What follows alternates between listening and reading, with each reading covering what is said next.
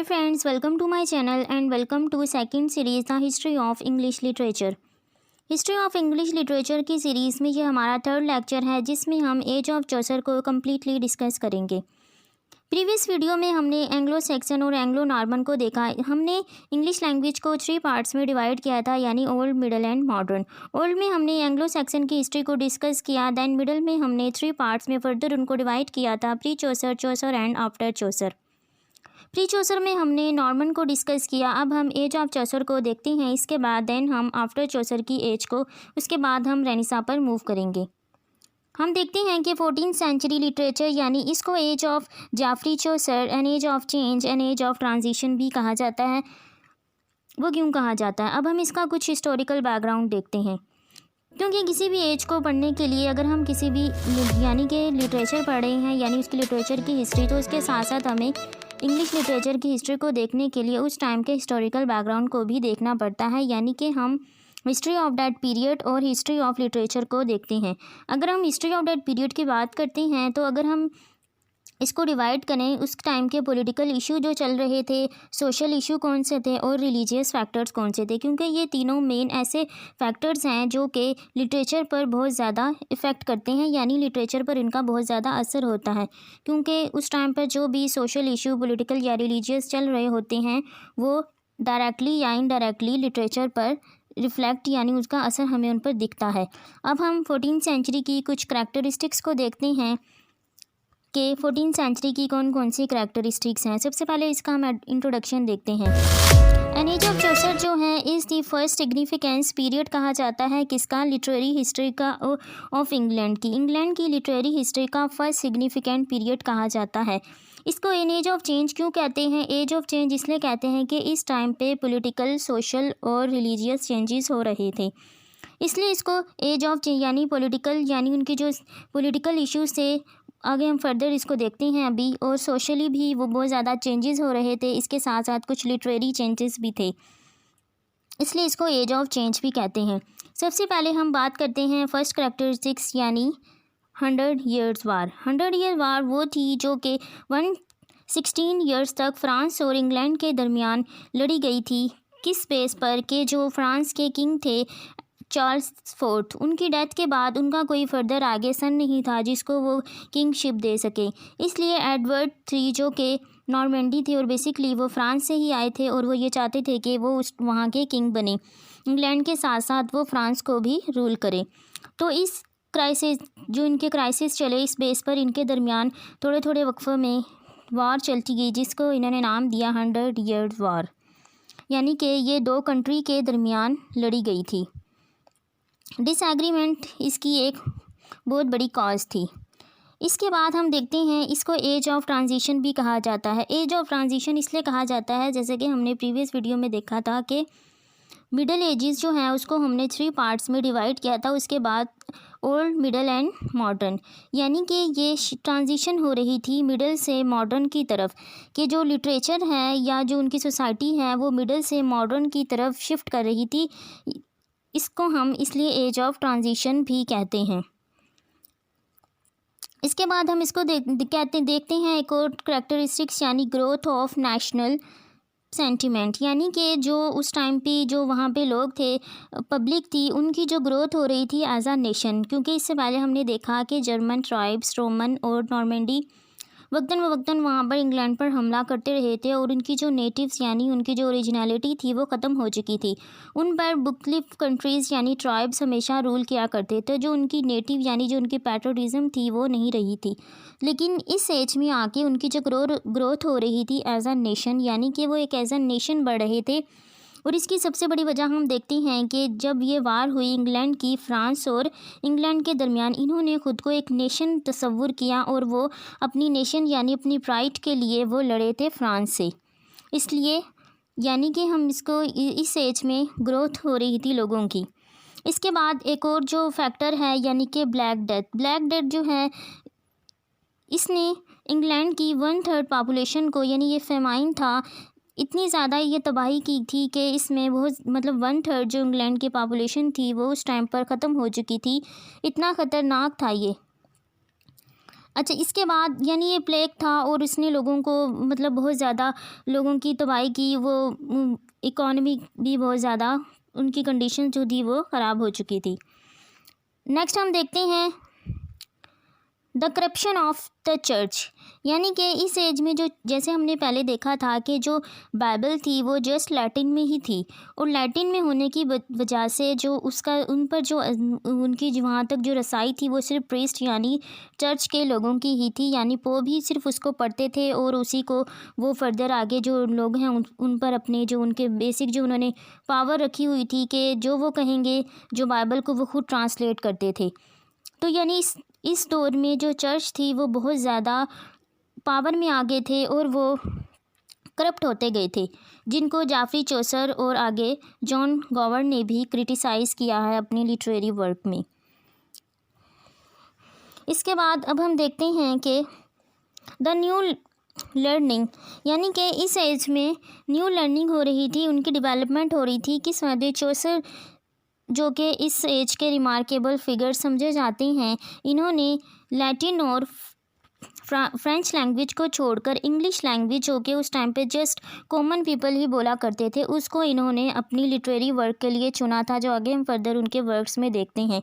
यानी कि वो लिटरेचर यानी उनकी जो न्यू लर्निंग है वो न्यू चीज़ों को एनालाइज कर रहे थे। इसके साथ साथ एक और करैक्टरिस्टिक्स यानी कि हम देखते हैं कि पीजेंट्स रिवॉल्ट जो कि एक मोस्ट इम्पॉर्टेंट मूवमेंट है 14th सेंचुरी के, वो जिनको वॉल टाइलर ने लीड किया था।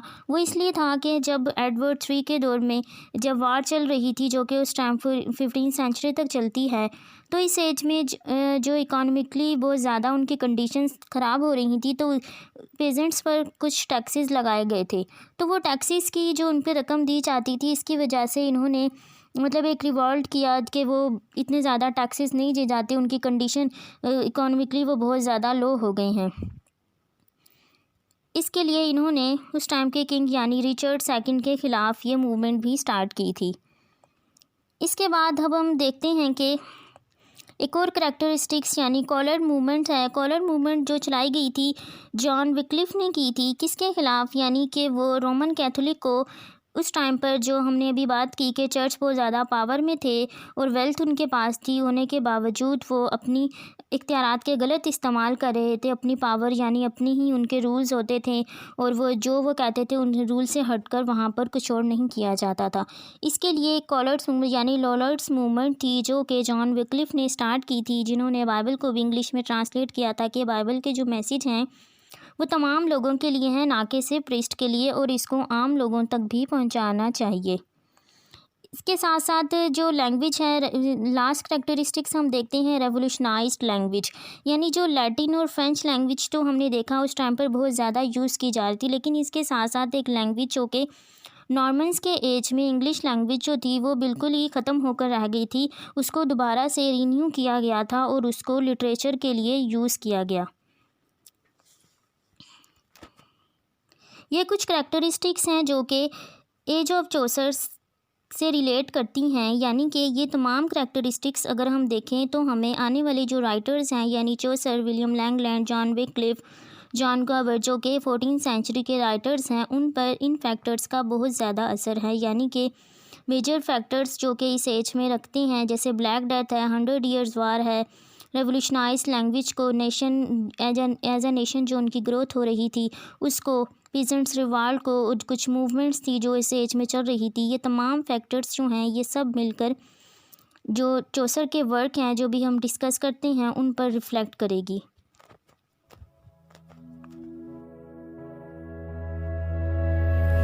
अब हम 14th सेंचुरी के morning star of English literature पर बात करते हैं, यानी कि जाफरी चौसर।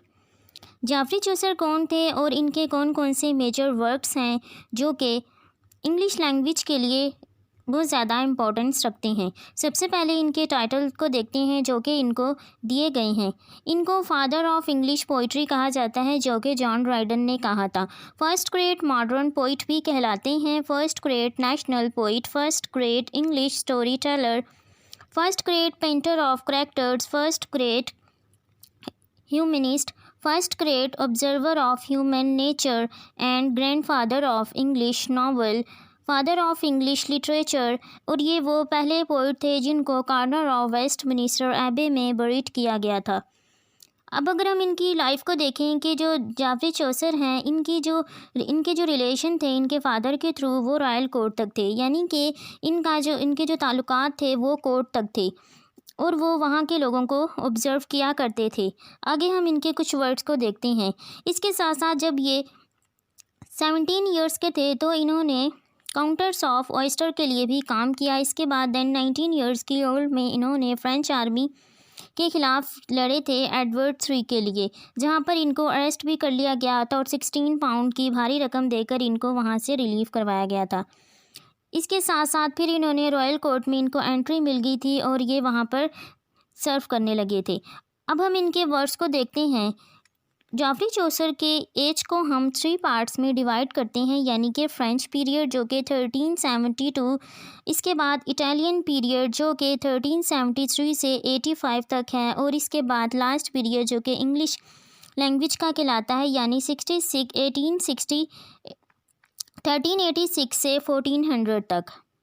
अब हम इनके जो पीरियड है उसके साथ साथ उनके कुछ वर्ड्स को देखते हैं। सबसे पहला पीरियड जो कि फर्स्ट पीरियड कहलाता है फ्रेंच पीरियड, और इसे प्रोलिफिक पीरियड भी कहा जाता है। ये पीरियड तकरीबन इनके 30 ईयर्स पर बेस करता है, जिसमें इन्होंने फ्रेंच आर्मी के, यानी उस टाइम पर जो हमने भी हिस्टोरिकल बैकग्राउंड में देखा कि 100 ईयर्स वार चल रही थी, तो इसमें इन्होंने जो अपना लिटरेरी यानी लिटरेचर लिखा वो फ्रेंच में लिखा। उस टाइम पर फ्रेंच की एक मोस्ट इम्पोर्टेंट पोइम है यानी रोमन डी ला रोज, ये फ्रेंच पोइम है। इन्होंने इसको ट्रांसलेट किया था लेकिन अनफॉर्चुनेटली वो इसको कंप्लीट नहीं कर सके। इसके बाद इसी एज की जो है यानी बुक ऑफ डचेस, ये मोस्ट इम्पोर्टेंट सेकंड पीरियड की यानी फर्स्ट पीरियड की पोइम है। अब हम देखते हैं सेकंड पीरियड यानी इटालियन पीरियड। इटालियन पीरियड वो पीरियड है जिसने चौसर को बहुत ज़्यादा इन्फ्लुएंस किया, यानी जब वो इटली विज़िट के लिए गए वहाँ पर इन्होंने दांते, पिकासो और पेट्रार्क को देखा। उस टाइम पर जो रेनेसां था उसकी रूट वहाँ पर हो चुकी थी और इन्होंने वहाँ उनसे बहुत ज़्यादा मतलब उनको इम्प्रेस हुए, और उसके साथ साथ इन्होंने उनका कुछ इन्फ्लुएंस लिया, जिसके बाद इन्होंने इटालियन लैंग्वेज में अपने वर्क लिखे, जिसमें इन्होंने ट्रोलियस एंड क्रीसेड लिखा जो कि 8000 लाइन्स पर लिखी गई थी। इसके बाद house of the fame most important poem है जाफरी चौसर की, जिसको इन्होंने फिनिश नहीं किया। इसके बाद लास्ट पीरियड जो जाफरी चौसर का है यानी कि थर्ड पीरियड इंग्लिश लिटरेचर पर है, यानी कि English period.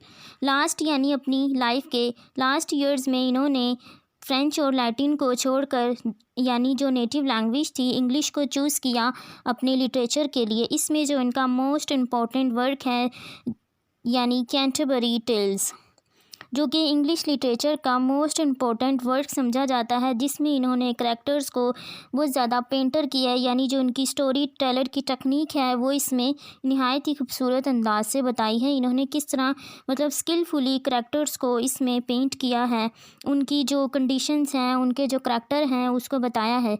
Canterbury Tales most important English literature का एक वर्क है, जिससे ही चौसर को फादर ऑफ इंग्लिश लिटरेचर कहा जाता है। अब हम इसके बाद इनके कुछ और जो राइटर्स हैं जो कि इस एज में इंक्लूड हैं, यानी जो 14th सेंचुरी में इम्पोर्टेंस रखते हैं, उनको देखते हैं।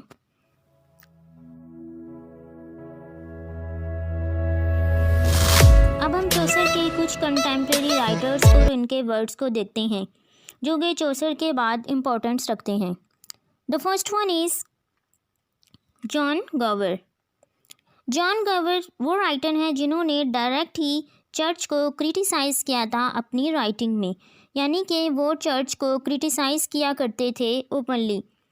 चर्च को क्रिटिसाइज़ तो चौसर ने भी किया लेकिन उन्होंने लाइट वे में किया। जो जॉन गॉवर हैं वो डायरेक्ट ही इसको क्रिटिसाइज़ किया करते थे, और इनके जो फेमस वर्क है यानी कन्फेसो एमेनिस्टिक, इसमें इन्होंने चर्च को क्रिटिसाइज़ किया है। इसके बाद जो सेकंड हम देखते हैं जो कि मिडीवल एजेस में इम्पोर्टेंस रखते हैं, जॉन विक्लिफ। जॉन विक्लिफ को मॉर्निंग स्टार ऑफ रिफॉर्मेशन भी कहा जाता है, क्योंकि इन्होंने बाइबल को लैटिन से इंग्लिश में फ़र्स्ट टाइम ट्रांसलेट किया था कॉमन पीपल के लिए, कि जो बाइबल के मैसेज हैं वो आम लोगों तक भी पहुंचना चाहिए, ना कि सिर्फ प्रीस्ट तक।